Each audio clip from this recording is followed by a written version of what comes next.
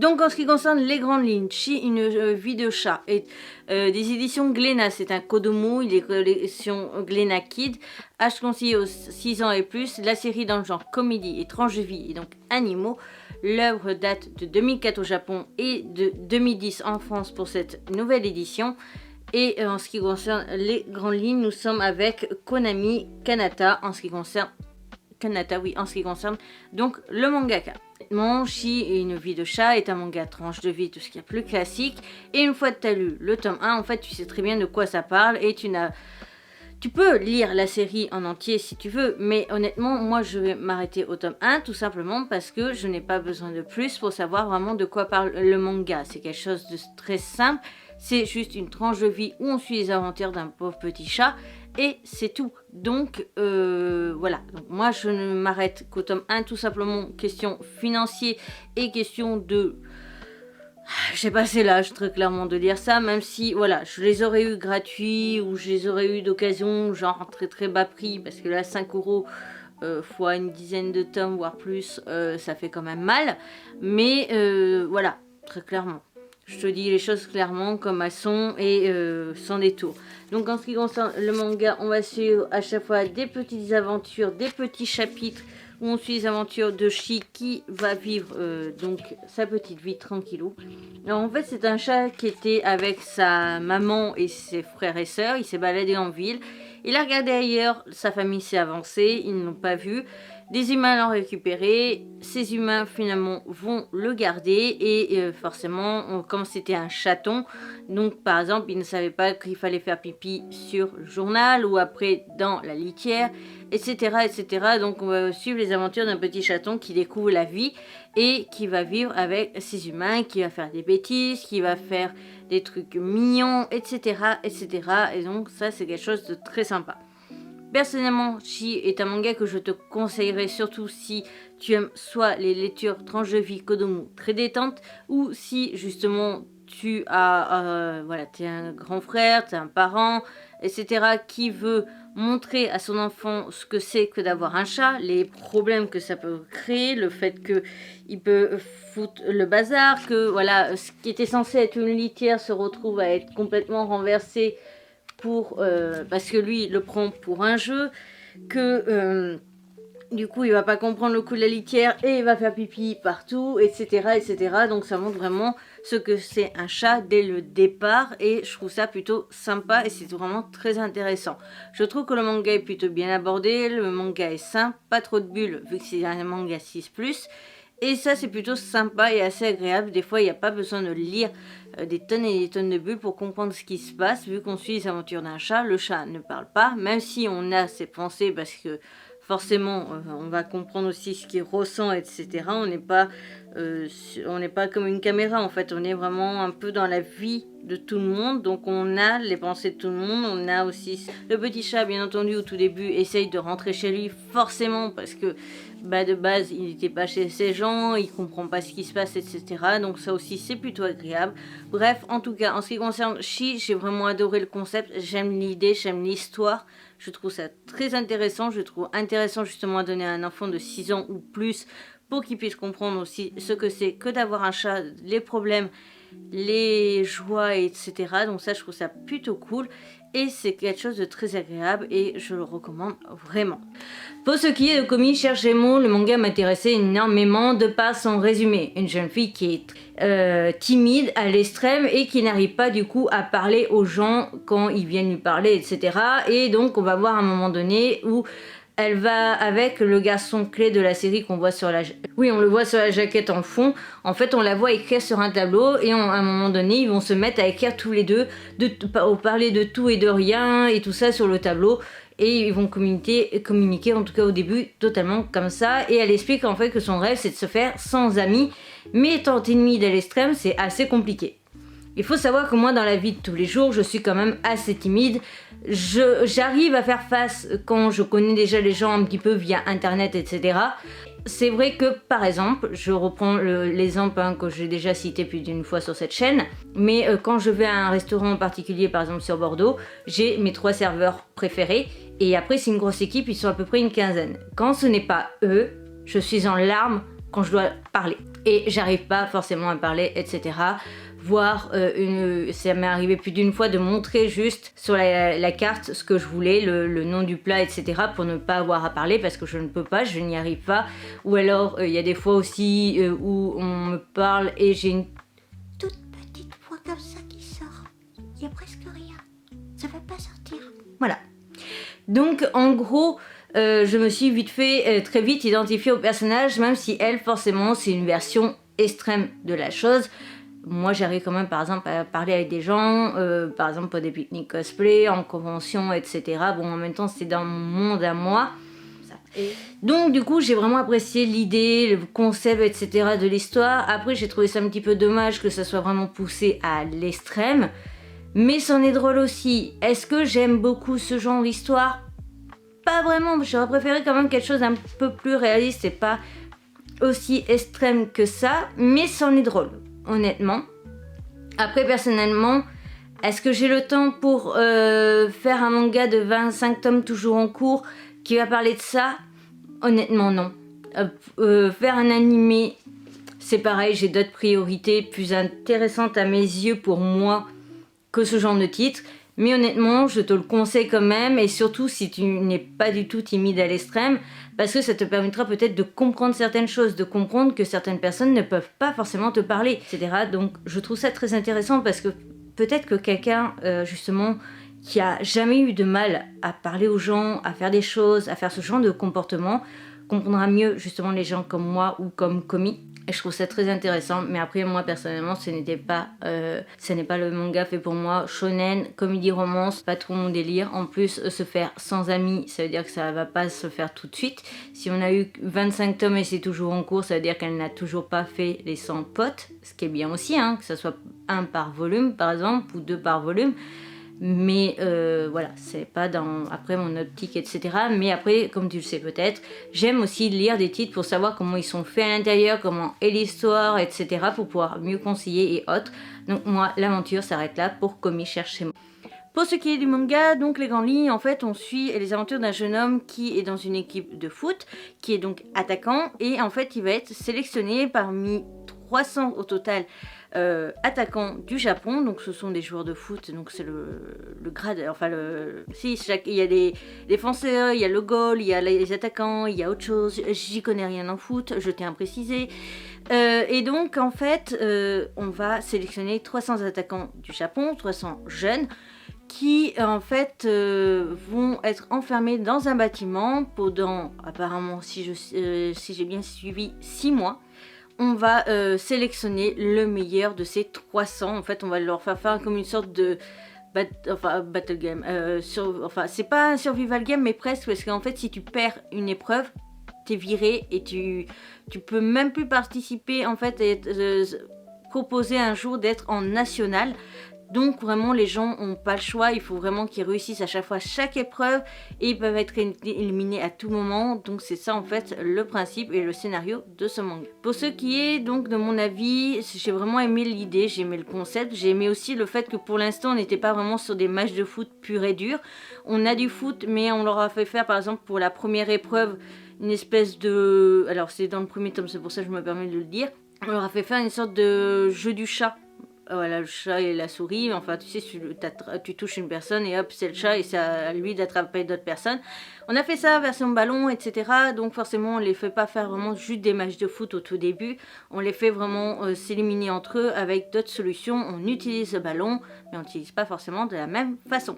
Ce que j'ai bien aimé aussi, c'était que finalement, ils étaient tous classés des 300 par niveau.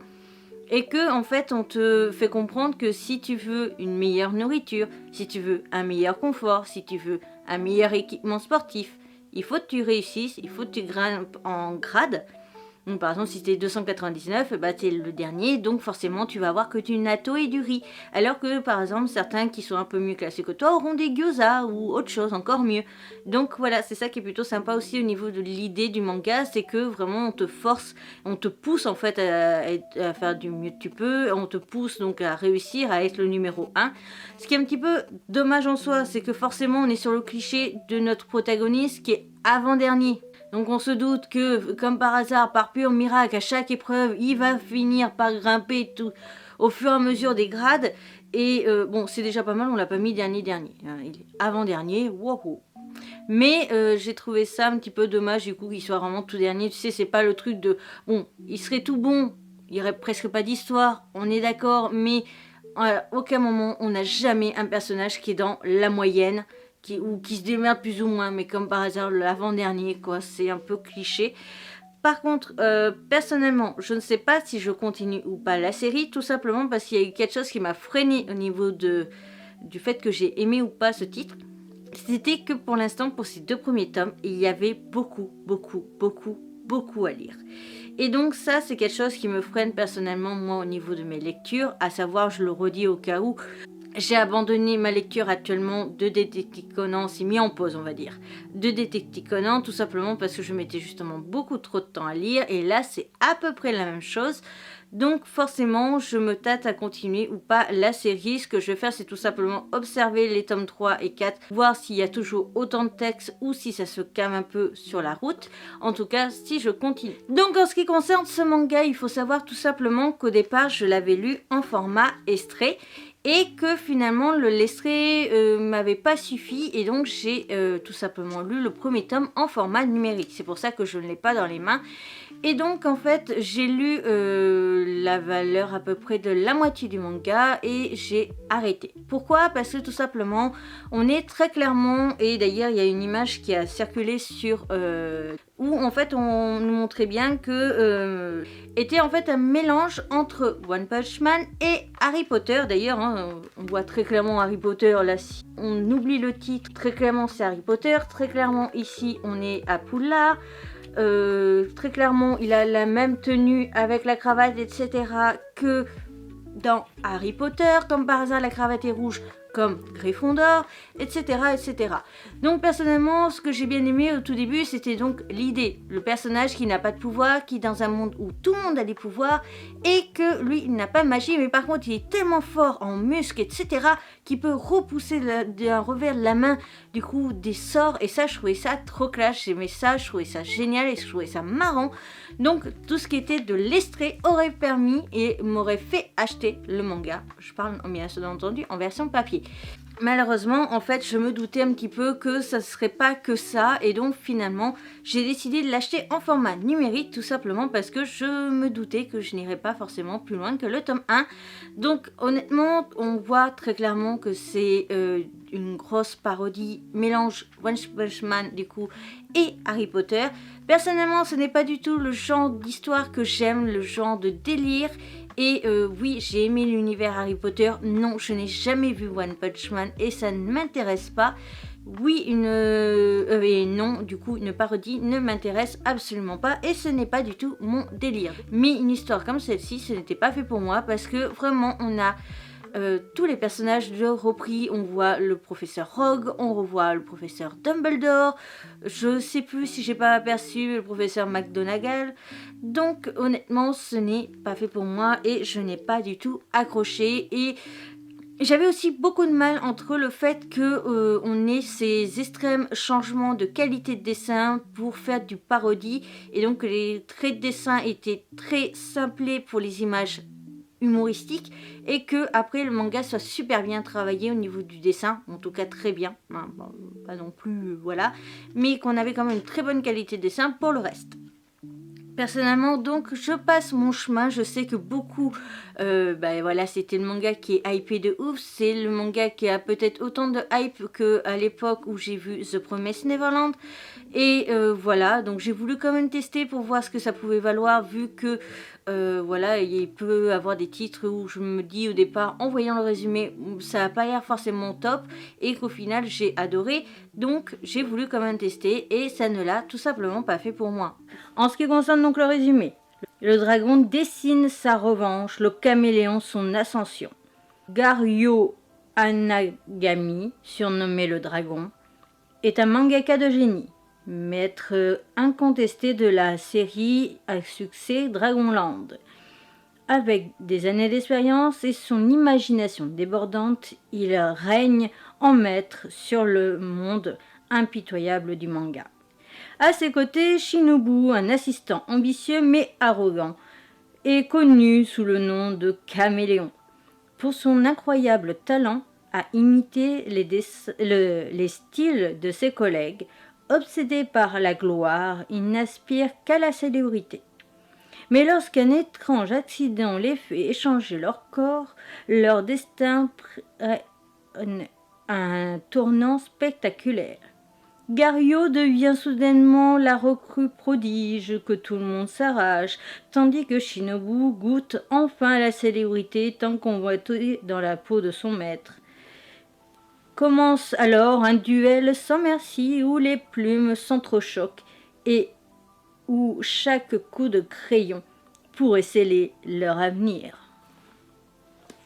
Donc on suit Gario Anagami. Anagami qui est donc le dragon et Shinobu qui est le caméléon.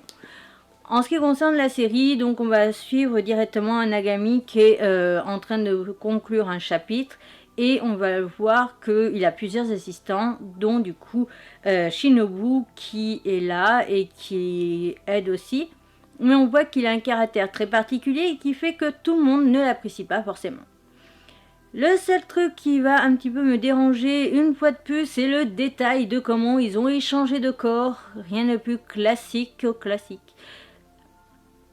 Une chute dans l'escalier. Je sais pas, on peut pas faire un isekai qui commence par une chute dans l'escalier et un échange de corps entre deux personnages en se poussant pour protéger l'autre d'un accident de camion. Je dis ça comme ça, je dis rien, hein, mais ça commence un petit peu à me lasser. Je trouve ça un petit peu dommage parce que ça fait vraiment le gars qui n'a aucune originalité et qui ne va même pas chercher une originalité pour lancer le scénario.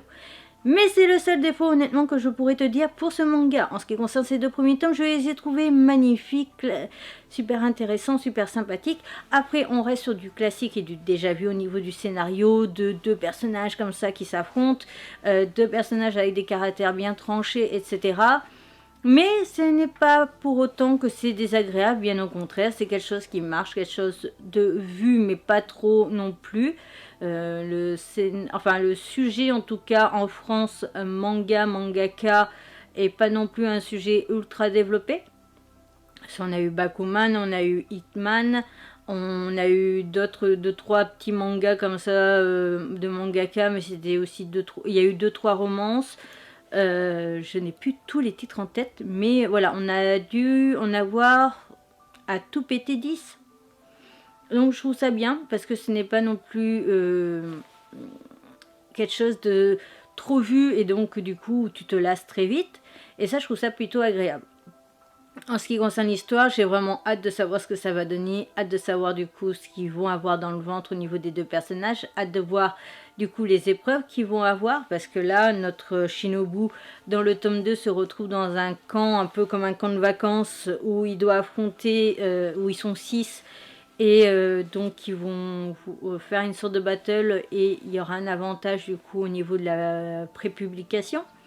Donc voilà, donc j'ai très hâte de découvrir tout cet univers, tout cet envers du décor. J'ai hâte aussi du coup, comme tu verras dans la partie suivante, d'apprendre beaucoup avec cette série. Je te spoil juste un petit coup, c'est qu'on a des pages en fait entre chaque chapitre ou à la fin qui nous expliquent en fait l'univers du manga. Là par exemple on est juste sur la présentation des personnages, mais on va avoir à un moment donné justement l'explication de comment ça se passe une série au Japon, c'est-à-dire que tu as... Alors, pour obtenir une série, soumettre un manuscrit, gagner un concours, faire ses débuts en magazine, puis la sérialisation. Voilà, donc tu vas voir pas mal de pages comme celle-là, où tu as l'explication de l'envers du décor du monde du manga, et ça je trouve ça génial, parce que tu lis un manga qui parle de l'univers des mangaka, et en même temps tu as l'explication de comment ça marche le monde du manga, en tout cas au Japon, et ça je trouve ça très agréable, et c'est un point fort je trouve en ce qui concerne la série. Donc voilà, en ce qui concerne pour l'instant mon avis, il n'y a rien à jeter, et il n'y a que à y gagner. Le seul défaut que j'ai vraiment à dire, c'est la façon dont ils ont échangé leur corps.